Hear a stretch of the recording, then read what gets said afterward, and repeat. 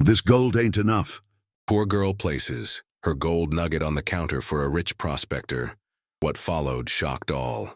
The saloon roared with drunken laughter, but it hushed the moment a young girl stepped forward.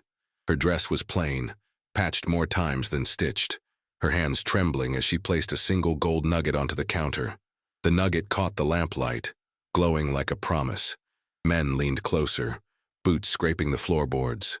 A wealthy prospector in a fine vest leaned over, inspecting it with disdain. Then he smirked, his voice cutting through the silence like a whip. "This gold ain't enough." The silence inside the saloon lasted only a breath. Then Cutter's words, "This gold ain't enough," fell like a stone into a still pond, sending ripples of laughter across the crowded room. It began with a snicker from the piano man, who stumbled into a wrong note, then erupted into roaring guffaws from miners hunched over cards and whiskey. Boots stomped, mugs clinked, and one drunk even slapped the bar so hard his glass shattered, adding to the chaos. Millie stood very still. The patchwork dress she wore had been mended so many times it seemed more thread than cloth, but she pulled her shoulders back with all the dignity she could muster. Her hands trembled, but she refused to pick up the single nugget Cutter had mocked. To her, it wasn't just a nugget. It was her father's last gift, the only proof he hadn't died empty-handed. Cutter leaned closer, his gold watch chain glinting in the lamplight. He was a man in his 50s, heavy around the waist but sharp in the eyes, like a hawk that had grown fat but never lost its hunger. "Tell me, girl," he drawled, "do you think one shiny pebble makes you a prospector? That little rock wouldn't buy a hot meal in this town." "My father said it was enough for a claim fee," Millie answered, steady though her voice caught at the end. "I'll work the creek myself." The saloon roared again, men slapping their knees as if her words were the funniest joke of the evening. Cutter, pleased with the spectacle, let the laughter wash over him before he continued. "Work a creek? You? You'll be washed down river before you pan your first ounce." He reached into his pocket, pulled out a handful of silver coins, and let them spill deliberately to the floor. They scattered like marbles, rolling under boots. "There's more wealth in the dirt on my boots than in your hands, girl." Men dove for the coins, scrambling like children. Millie, however, never moved. She kept her chin high, and her eyes locked on the nugget glowing faintly on the counter. "It's all I've got," she said softly, but clearly enough for the whole room to hear. "And it's honest." The laughter faltered. A few men shifted in their chairs, uneasy with the quiet courage in her tone. Cutter's smile twitched. He hadn't expected defiance. That was when the scrape of a chair echoed from the shadowed corner. Slowly, a man rose.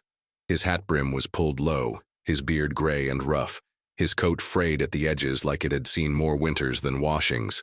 He moved with the careful calm of someone who had survived too much to waste sudden motions. He carried no pistol visible, but something about him silenced even the drunkest miner. "Leave the child be," the stranger said. His voice was low, the kind that didn't need to rise to be heard. Cutter tilted his head, amused but cautious. "And who might you be to spoil our fun?"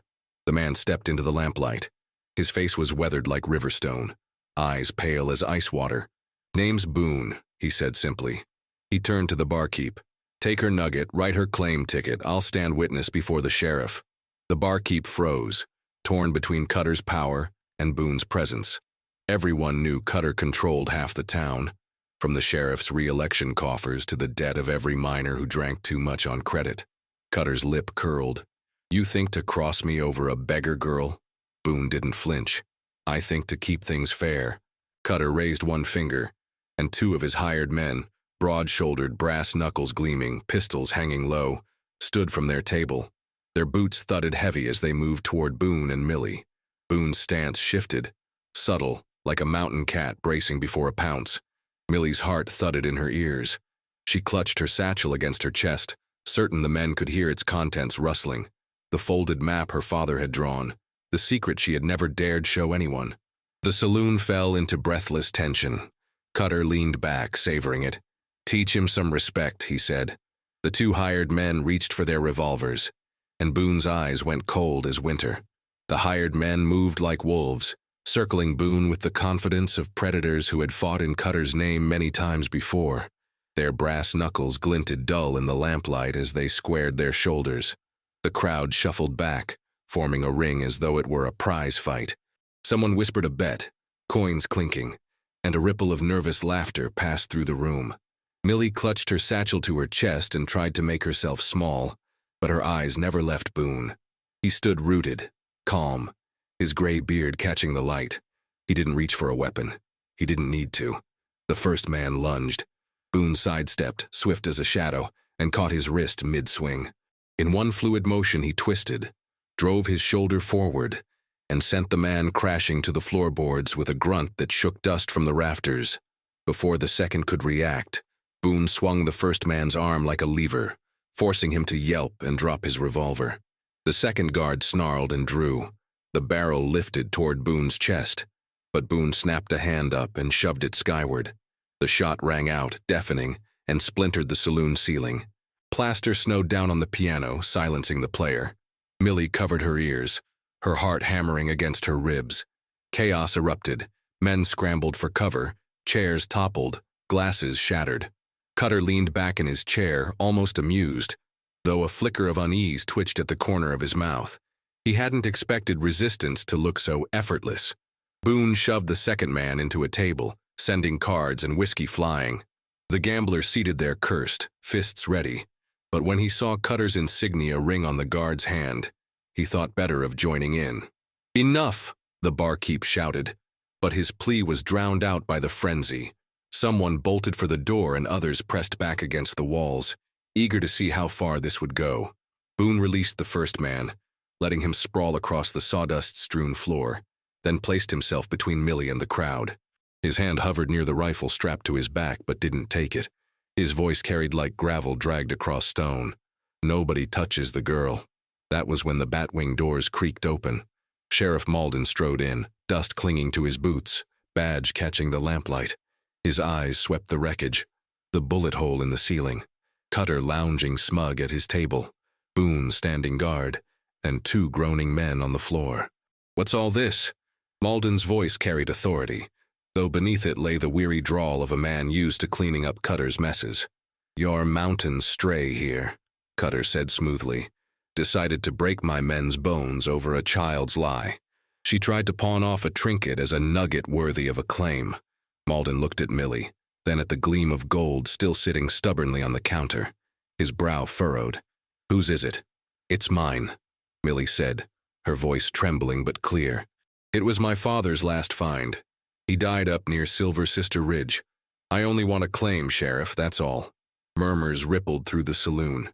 Silver Sister Ridge was whispered about often. Dangerous country, unforgiving, rumored to hide untapped veins of gold. Malden exhaled slowly. He turned to Cutter. "You pressing charges?" Cutter smirked, steepling his fingers. "No charges, but lessons must be taught." Boone's eyes narrowed. "You want me taught a lesson, Cutter? Then make it fair. Not with dogs at your heel." Cutter rose, slow and deliberate. He was not a tall man, but power seemed to swell around him like heat. "Fair? In this town, fairness is what I pay the sheriff for." The crowd hushed. Malden's jaw tightened. He didn't like being reminded of his debt, but neither could he deny it. His hand drifted to the butt of his revolver, as if testing the weight of his authority. Millie clutched her satchel tighter. Boone, without turning, said to her in a low voice, "You carrying what I think you are?"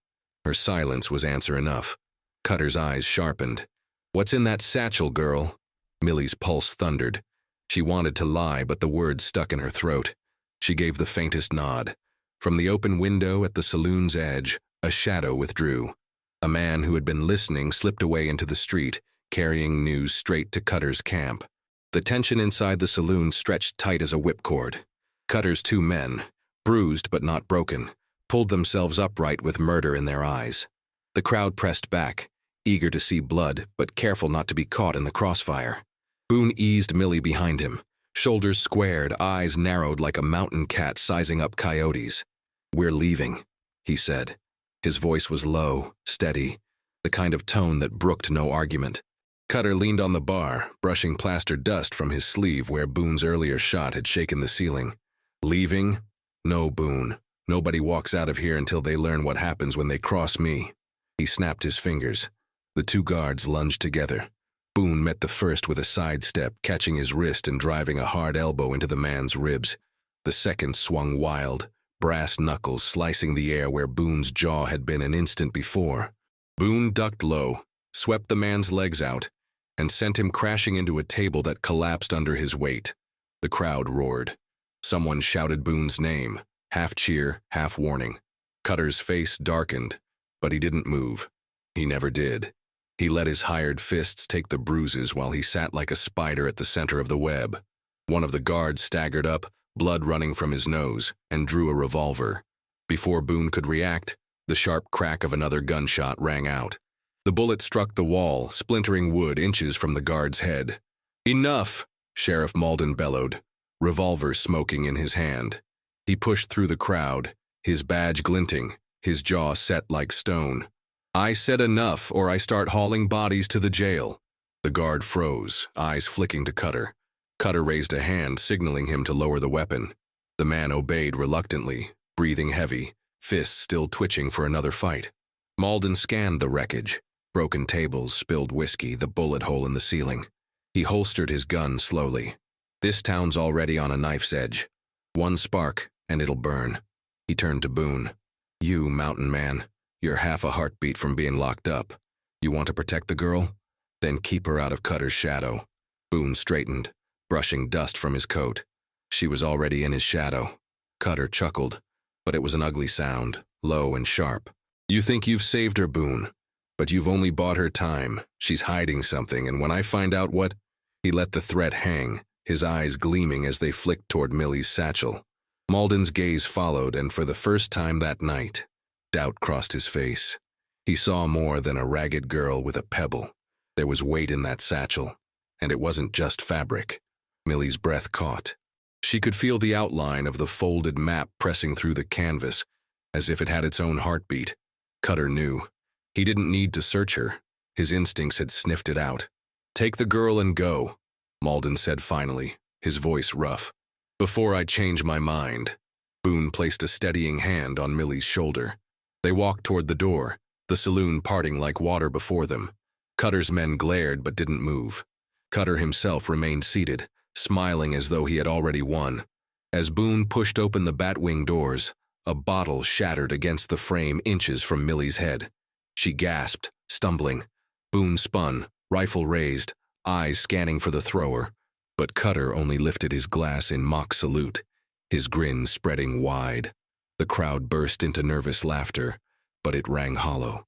Cutter's smile was the last thing Millie saw before Boone pulled her into the street, the cold night air wrapping around them. Across the road, under the shadows of a livery stable, a figure melted into the darkness, the same man who had slipped from the saloon window. He followed their steps at a careful distance, eyes fixed on Millie's satchel. They didn't stop until the noise of the saloon faded into the distance. Boone led Millie down the rutted street toward the livery, the night alive with the restless shuffle of horses and the creak of wagon wheels. The town of Dry Creek Ridge wasn't large, but its dust clung to everything like guilt, and Cutter's shadow seemed to stretch over every board and brick. Boone saddled a sorrel mare quickly, his hands steady despite the fight they'd just survived. He lifted Millie into the saddle, then swung up behind her. The animal snorted, eager to be free of the stink of whiskey and fear. Boone nudged her into a trot, and they left the town behind, lanterns shrinking to pinpricks against the wide dark. They rode until the prairie opened, sage and dust stretching endless under a half moon. Boone slowed the mare, listening to the wind. Millie finally spoke. "Why did you help me?" Boone shrugged. "Because your father isn't here to do it, and because Cutter doesn't get to decide who lives or dies on his say-so."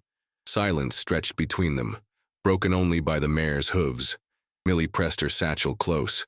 She wanted to tell Boone about the map, about the promise her father had whispered with his dying breath, but the words stuck. Trust was a heavy burden, and she wasn't sure yet if this man could bear it. A flicker of motion caught Boone's eye. He reined in hard. From the ridge above, a lone rider approached, hat brim low, horse kicking up a faint cloud of dust.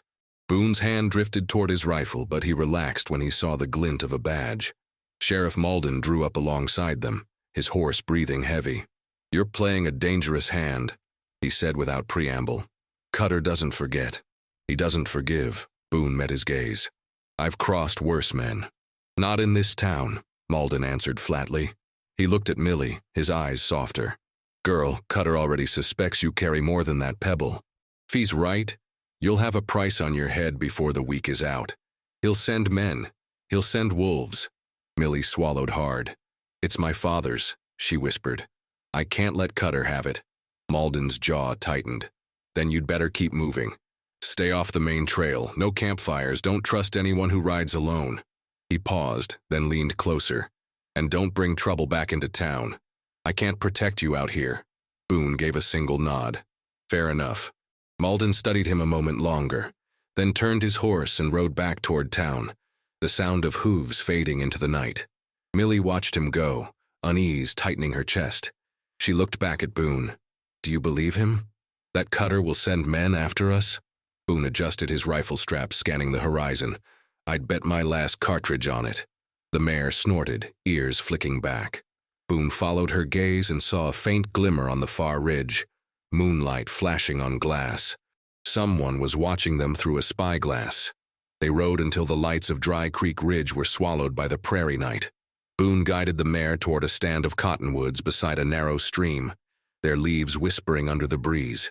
He dismounted first, steadying Millie as she slipped from the saddle. The air smelled of wet earth and horse sweat, a small comfort after the stench of the saloon.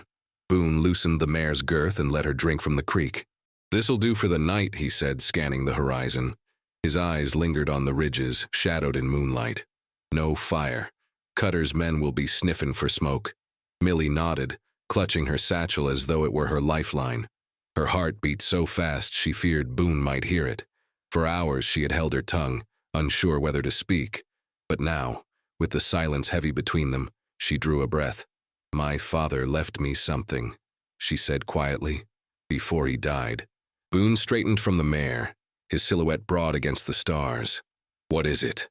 She knelt on the damp grass, untied the satchel, and drew out a bundle wrapped in oilskin. With trembling hands she unfolded it. By lantern glow, shielded beneath her shawl so the light didn't carry far, Boone saw lines drawn in a firm, careful hand. It was a map. The parchment was worn at the edges, patched together from scraps of paper stitched with thread. The ink had faded in places, but the landmarks were clear enough. The jagged spine of Silver Sister Ridge, a twisting creek labeled Sister Vein, gravel bars marked with X's, and near the center, a star with the words, When the water sings, dig. Millie's voice trembled as she explained. My papa worked those hills for years. Folks said he was chasing shadows, but he swore he'd found a place no one else had touched. He wanted me to have this. Said it could change everything if I was strong enough to hold on to it. Boone crouched beside her, eyes tracing the marks. He had seen many miners' sketches in his years roaming the mountains, most half-mad fantasies. But this was different. The hand was steady, the landmarks true. Whoever had drawn it knew the land like a hunter knows his own traps. Looks like he had an eye, Boone murmured. His finger paused on the star. This here. It could be a pocket rich enough to start a town. Millie's throat tightened. Then you believe it's real? Boone's silence stretched. He had spent years chasing gold himself, watching men lose everything, families, sanity, even their lives, to rocks glittering in a pan. He had vowed never to fall for it again. Yet as he studied the map, a spark stirred, reluctant but alive. He folded the map carefully and handed it back to her. I believe your papa thought it was. And that's enough for me. Relief washed over her, mingled with determination. Will you help me? She asked. I can't do this alone. Boone exhaled slowly. The mountains had taken much from him. Friends buried in shallow graves. Winters survived on jerky and grit. He had sworn off other people's fights. But looking at the girl, thin and fierce, clutching her father's last hope, he felt the weight of choice pressing on him. Ain't much in this world worth dying for, he said finally. But a promise to the dead, that's one of them. I'll see you to that ridge. Millie's eyes shone with gratitude. She folded the map back into its oilskin, then tucked it beneath the lining of her dress, close to her skin. No one else will touch it, she whispered. Boone gave a curt nod. Good, keep it close. Cutter won't stop if he even smells it exists. The creek gurgled softly beside them. water slipping over stone in a song that almost sounded like words. Millie shivered, remembering her father's phrase, "when the water sings." Boone settled with his rifle across his knees, eyes never resting, scanning the dark. Millie lay down with her head on the satchel, though sleep came slow. She dreamed of ridges that rose like teeth against the sky, of rivers running molten gold, of Cutter's sneer twisting in the shadows. Far off, a coyote yipped. The mare stamped uneasily, ears flicking toward the tree line. Boone narrowed his eyes at the darkness but saw nothing. What neither of them knew was that they were not alone. From the window of a half-collapsed shack on the far side of the creek, a sliver of moonlight caught a man's face. He pressed himself against the wood, watching intently. One of Cutter's men, the same shadow who had slipped from the saloon, stared through the cracks, noting every movement, every word, and most of all, the bundle Millie had revealed. He smiled thinly, then melted back into the night. Dawn spilled slow across the prairie, painting the sage and dust in muted gold. Boone saddled the sorrel mare in silence, checking the cinches twice, then handed Millie a strip of dried venison. She chewed it without appetite, her eyes fixed on the horizon where Silver Sister Ridge rose jagged against the sky. They set out just as the first wagons rattled out of Dry Creek Ridge. Boone led them north, keeping to shallow gullies and game trails rather than the wagon road. The mare picked her way carefully, hooves muffled in the sand. Millie clutched the satchel under her patched dress, heart heavy with the knowledge that their secret was already too fragile to last. Behind them, in the heart of town, Cutter was eating his breakfast. He sat at a polished oak table in his boarding house suite, buttering a biscuit with slow precision. Across from him, the spy who had watched Boone and Millie the night before shifted nervously. "She showed him the map," the man whispered. "Oilskin bundle. Couldn't see it clear, but she's got it." Cutter's knife scraped the plate. His smile was thin, humorless. "Then it's true, the fool really found something." He leaned back, satisfied. "Boone's leading her. That means they'll get close enough for us to strike." He signaled to his foreman, a thick-necked brute with a scar across his cheek. "Take 6 men. Follow quiet. Don't spook Boone too soon. He's dangerous when cornered. Let him wear himself out, then bring me the map." The foreman nodded, already reaching for his hat. Back on the trail, Boone kept his eyes scanning the skyline. "They'll know by now," he said at last. "One of Cutter's rats saw too much." Millie pressed her lips tight. "Then we can't stop." They didn't. Through the heat of the day, they climbed higher into the hills, the ground shifting from soft prairie to sharp shale. Dust rose in little storms around the mare's legs. Boone carried his rifle loose in one hand, his gaze never still. Every sound seemed louder. A hawk's cry, the scuttle of a lizard over rock, the clatter of stones dislodged by hooves. Millie's throat was parched, but she dared not ask for more water. She saved her voice for breathing, her strength for holding on. By late afternoon, they had reached a narrow trail carved into the side of a ridge. To their left, the ground fell away in a sheer drop. To their right, it rose into jagged walls. Boone slowed the mare to a walk, wary. "Why here?" Millie asked softly. "Because Cutter's men will take the main pass," Boone replied. "That's where they'd expect us. We'll cut over the high ground, even if it takes longer." Hours passed before Boone finally allowed them to rest. They stopped at a hollow carved between boulders, just deep enough to hide the mare and themselves from prying eyes. Millie slid down stiffly, her legs trembling from the long ride. She spread her shawl on the ground and sat, leaning back against the stone. Boone pulled a small flask from his coat, offered her a sip. She drank greedily, wiping her mouth with the back of her hand. "Will we make it?" she asked. Boone's face was unreadable. "If we keep ahead of them." The sun bled into the horizon, staining the rocks crimson. Boone gathered dry twigs but thought better of striking a spark. Instead, they ate in the gloom, jerky and a heel of bread. The mare cropped what grass she could find, her ears flicking at unseen movements in the dusk. Millie dozed for a while, the map pressed against her skin. When she stirred, Boone was still awake, back against the stone, rifle balanced across his knees. He was watching the trail below. "I don't see them," he said, not turning. "But I feel them." Millie shivered. She wanted to argue, to pretend that maybe Cutter's men had lost interest. But she couldn't. Cutter was the kind of man who pursued what he wanted, until there was nothing left to pursue. Boone finally eased down, though his rifle never left his side. Millie lay back, staring at the stars, trying to count them to lull herself to sleep. When she finally drifted off, the night seemed still. Too still. Near midnight, Boone shifted, alert again. He rose silently and walked a circle around their little camp. The dust was faintly disturbed.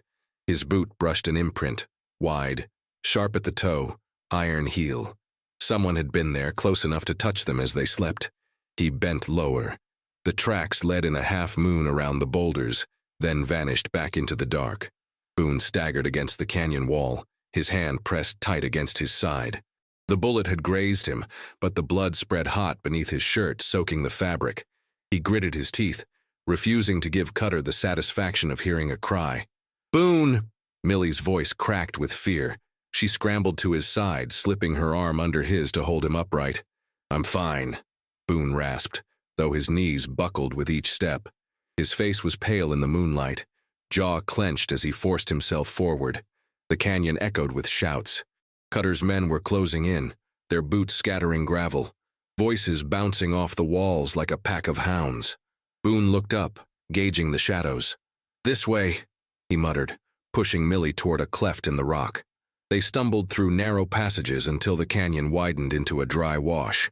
The mare, spooked and snorting, followed close behind. Boone leaned on her flank for balance, leaving a smear of blood across her hide. Millie glanced over her shoulder. Torches bobbed at the canyon's mouth, but the men had not yet spotted their escape. Boone forced his breath steady, ignoring the fire in his side. He had been hurt worse, but not with so much at stake. They pressed on into the night, leaving the torches behind. Hours later, under the cold light of the stars, Boone finally collapsed onto the sand. Millie dropped beside him, frantic. "You can't keep moving like this," she whispered. Boone tried to wave her off, but his strength betrayed him. "Just a scratch," he insisted, though the blood said otherwise. Millie tore strips from her shawl and pressed them against the wound. "Hold still," she said firmly. "I know how to stop the bleeding. My papa taught me. He wasn't a doctor, but he knew enough." Her hands shook, but she tied the bandage as tight as she could. Boone winced, then chuckled faintly. "You've got grit, girl. More than most men I've known." Millie blinked back tears. "You saved me. Twice now. I don't know why you'd risk it." His eyes softened, though his voice was rough. "Because someone ought to. Because you remind me of—" He stopped himself, shaking his head. "Never mind." Millie didn't press. She sat beside him, holding the bandage in place until the bleeding slowed. The night was quiet, except for the wind whispering through the sage. Somewhere far off, a coyote called. Boone's breathing steadied, though his face remained pale. "You should rest," he murmured. "I'll manage." "I'm not leaving you," she said.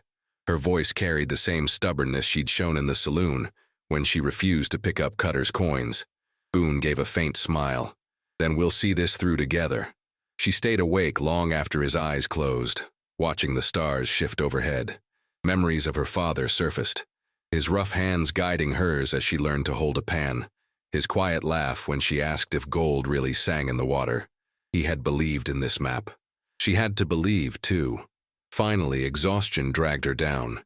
She curled beside Boone, the warmth of his body reassuring even as his blood dried on her shawl.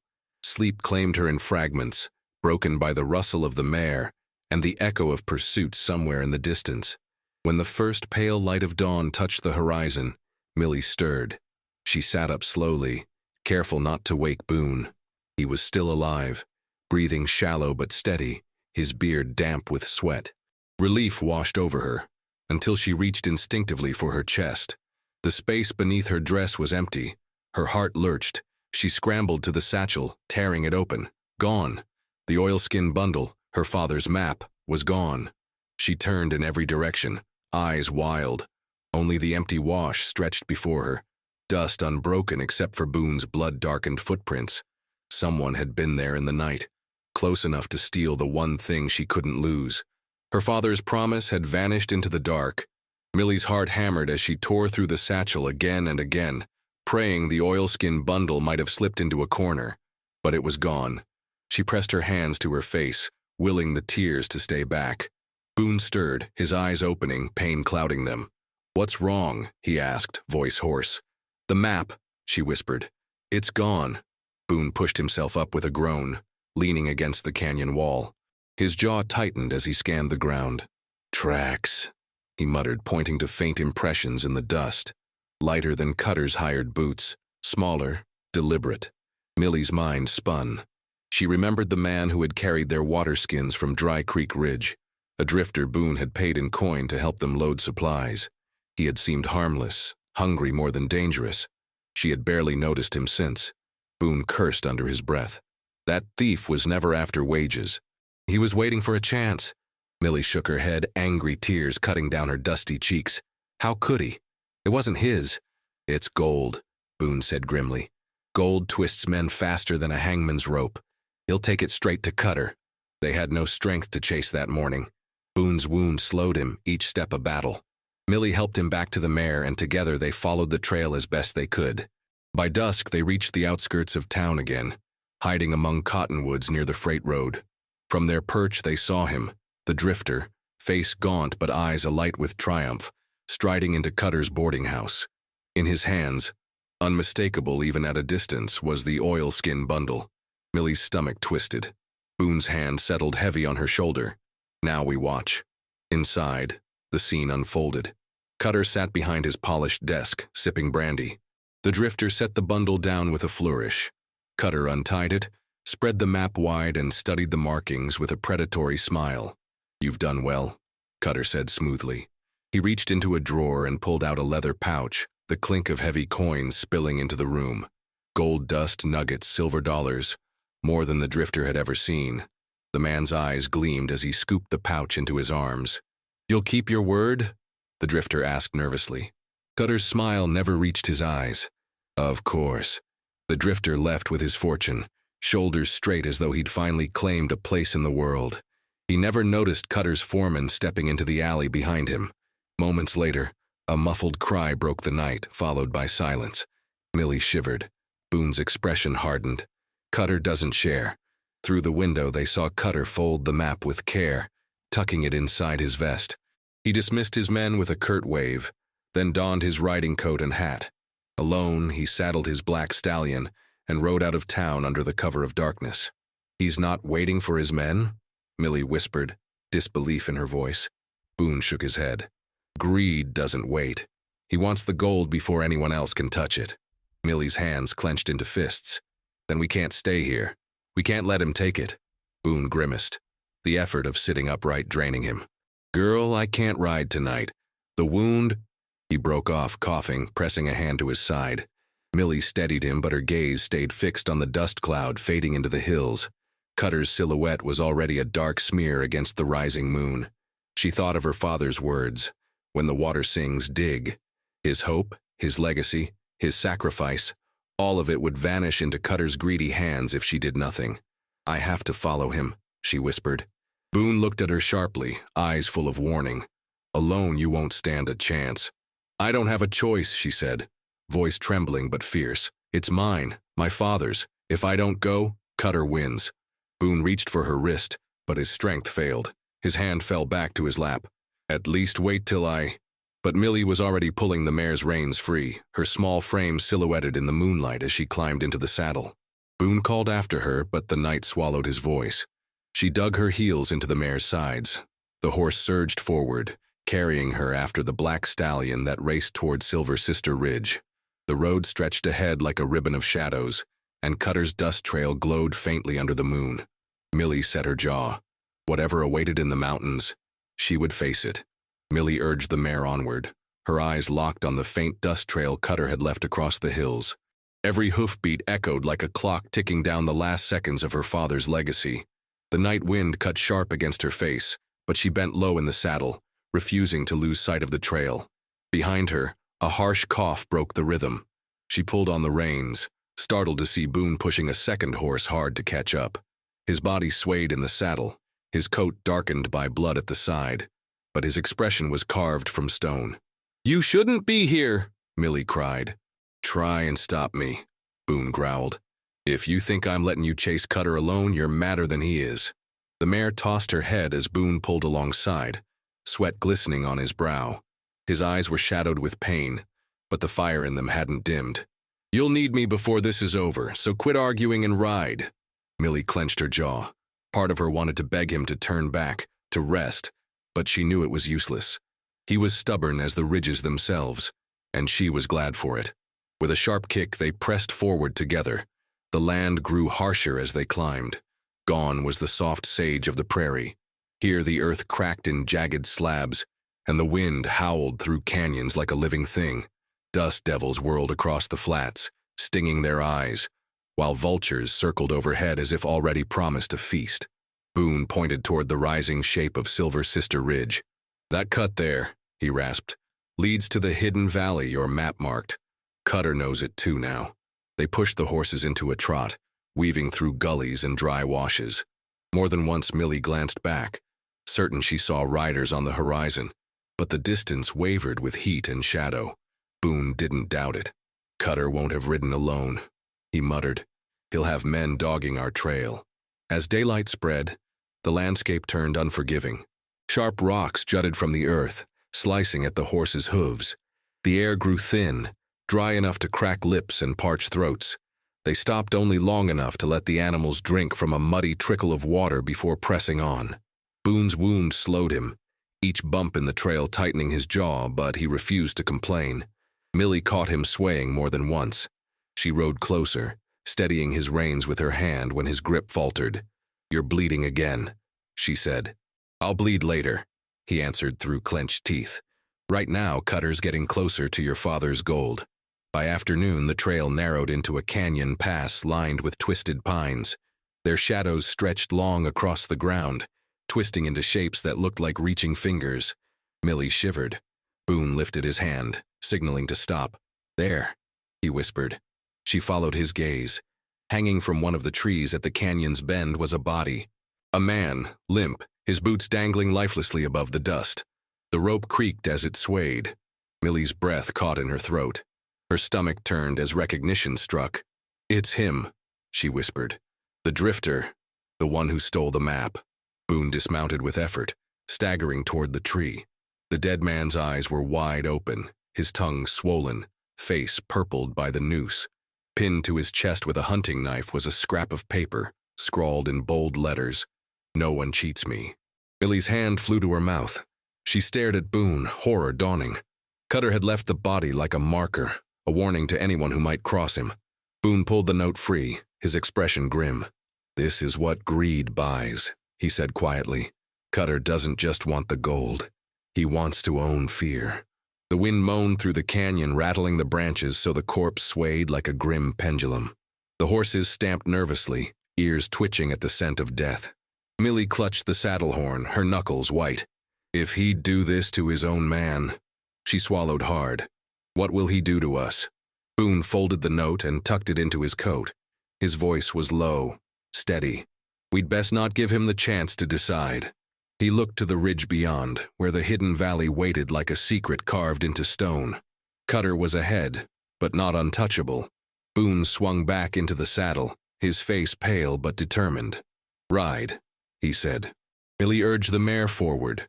Together they passed beneath the hanged man, the rope creaking above their heads. The words burned into their minds. The canyon narrowed, shadows closing in like jaws.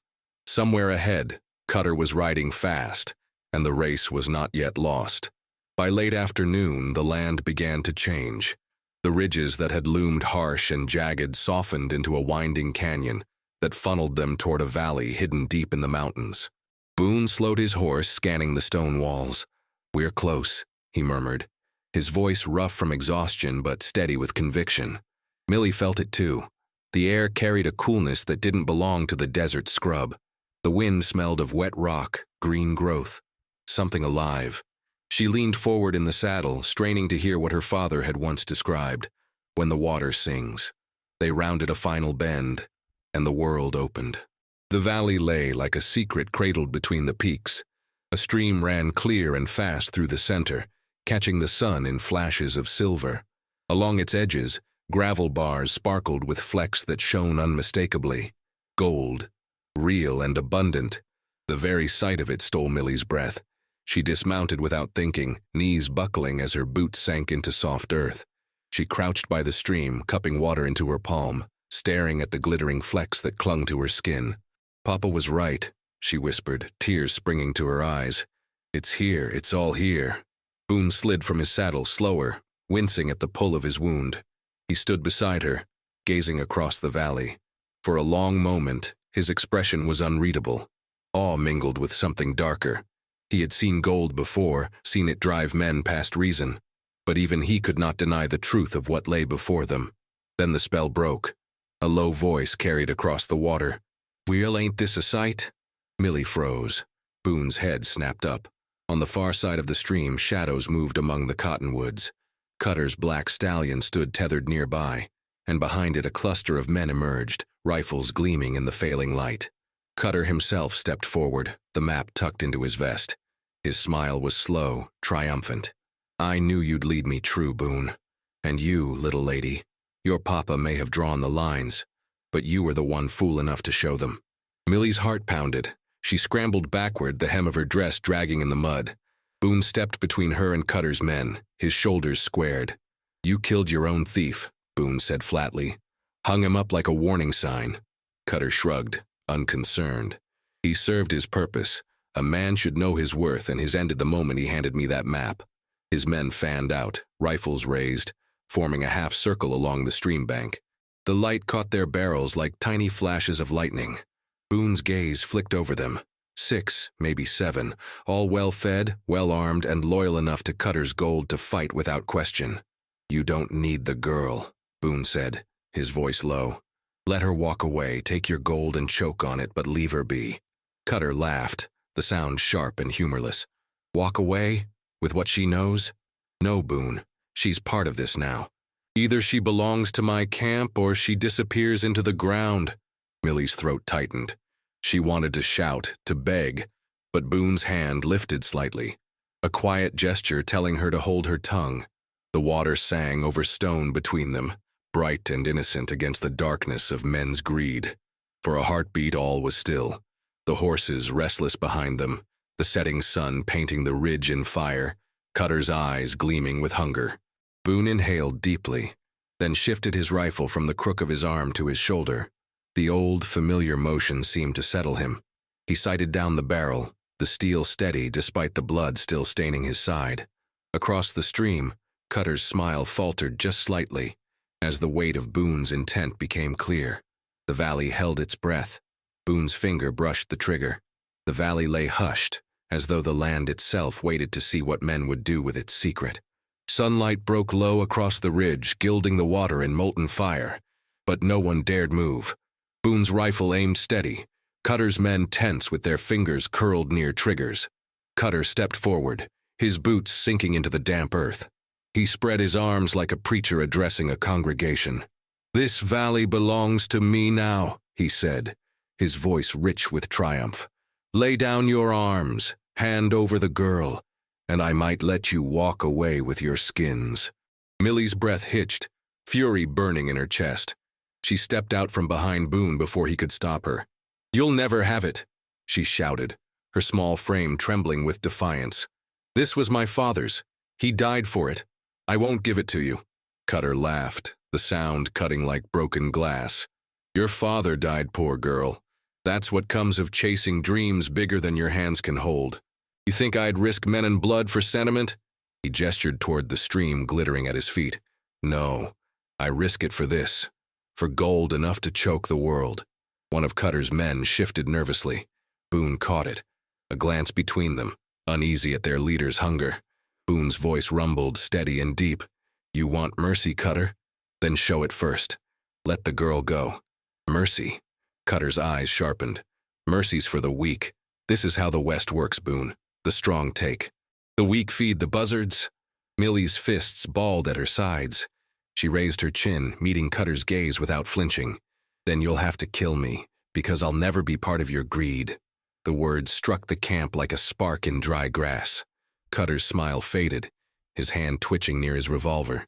His men shifted, rifles lifting higher.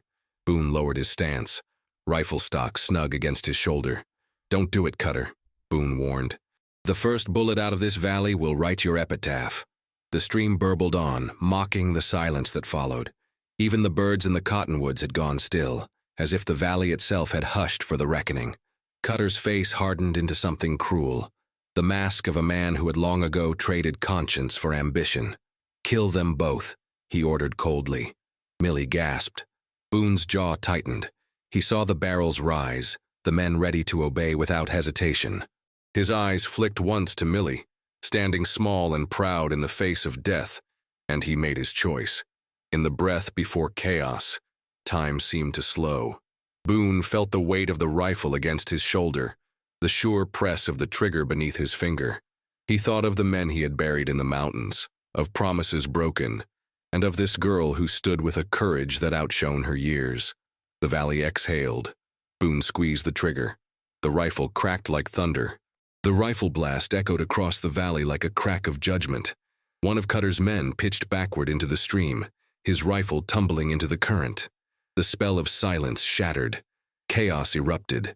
Gunfire thundered from both sides. Bullets chewed bark from the cottonwoods and spat sparks off stone. Millie threw herself flat against the earth, her heart pounding so loud she thought it might drown the shots. Boone crouched low, working his rifle with the calm rhythm of a man who had seen too many battles to panic. Each squeeze of the trigger sent another of Cutter's men stumbling into the dirt. Still, they kept coming. Cutter shouted orders, his voice clear and ruthless above the storm. "Flank them, drive them into the creek." His black stallion reared at the noise, but Cutter held firm, revolver flashing as he fired across the water. A bullet clipped Boone's hat, jerking it from his head. He grunted but kept firing, chambering each round with deliberate precision. His side burned, every movement reopening the wound, but he planted himself between Millie and the onslaught.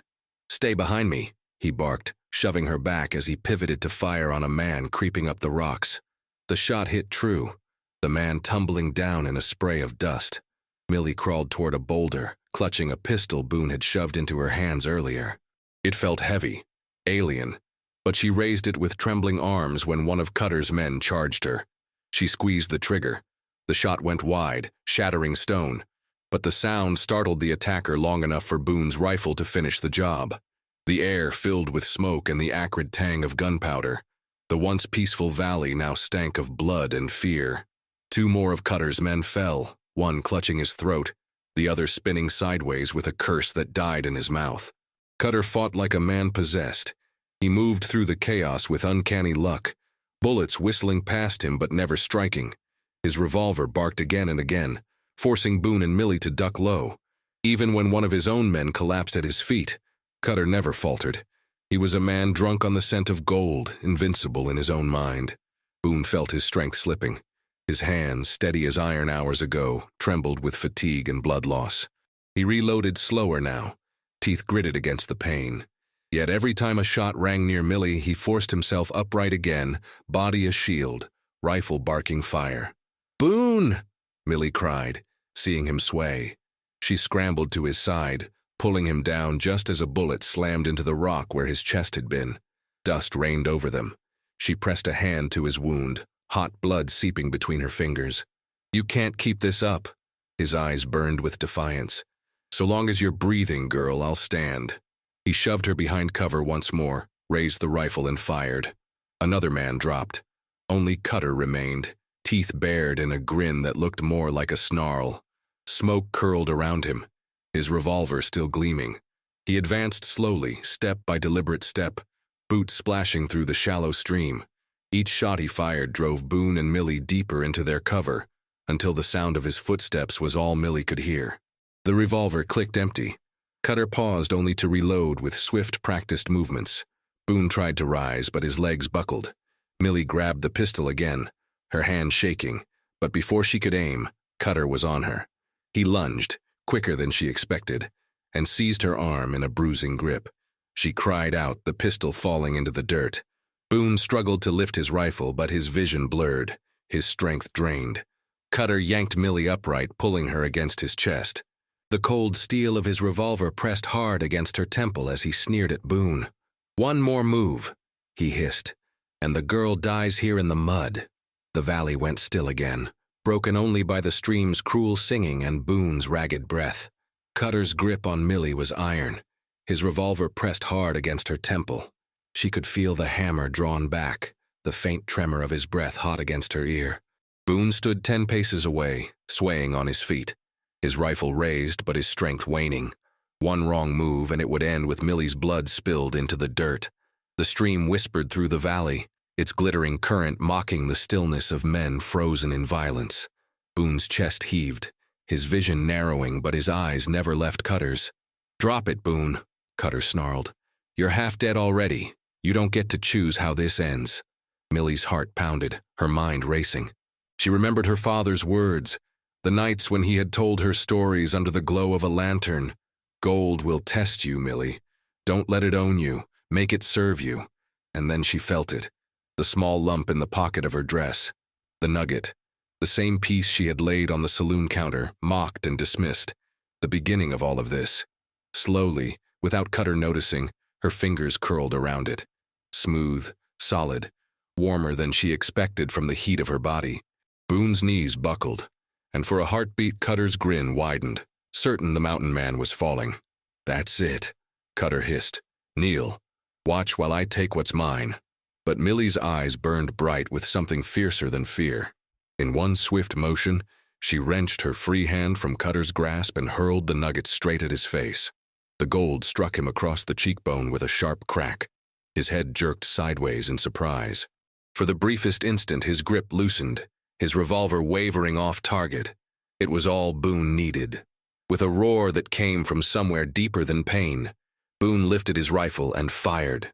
The shot thundered through the valley. Cutter's body arched, his eyes wide with shock, then collapsed into the shallow stream. The revolver slipped from his hand, vanishing into the current. Silence fell. The last echoes of the gunshot faded into the mountains. Birds startled from the cottonwoods, wheeling into the sky, their cries the only sound above the gurgle of the stream. Cutter's men lay scattered, lifeless among the rocks, the valley claiming its payment for greed. Millie stumbled free, gasping, her knees threatening to give way. Boone lowered his rifle slowly, the barrel trembling before he let it fall to the ground. He sank to one knee, gripping his side, every breath ragged but alive. For a long moment, neither spoke. The air itself seemed too sacred to disturb. Finally, Millie knelt by the stream. She reached into the water where Cutter had fallen. The golden flecks shimmered beneath the surface, carried along by the current as though nothing had happened, as though men's violence meant nothing to the earth's secrets. Her fingers opened. The nugget that had started it all now rested once more in her palm. The edge was dented from striking Cutter, but it gleamed brighter than ever in the light of the sinking sun. She looked at Boone, his face lined with pain yet resolute. "We won," she whispered, half in disbelief. Boone gave a slow nod. "No," he said softly. "You did." Millie turned back to the stream. The water caught the sun in molten fire, painting the valley gold. For the first time since her father's death, the weight in her chest lifted. This place was no longer just a promise of riches. It was survival, dignity, proof that her father's dream had not died in vain. She stood tall, the nugget gleaming in her hand, and spoke the words that carried across the valley. "This gold is enough. For us." The stream sang on, unbothered as if echoing her truth. Boone managed a faint smile, and together they stood at the edge of the hidden valley, battered but unbroken. The sun dipped behind the ridge, its last light blazing off the water like fire-made flesh. And in that glow, Millie knew her father's promise had come true, not because of the gold itself, but because they had chosen to claim it on their own terms. Every story in the West carries a lesson about courage, sacrifice, and what truly matters. What did you take away from Millie and Boone's journey? Share your thoughts in the comments below, and don't forget to subscribe so you won't miss the next tale waiting just over the horizon.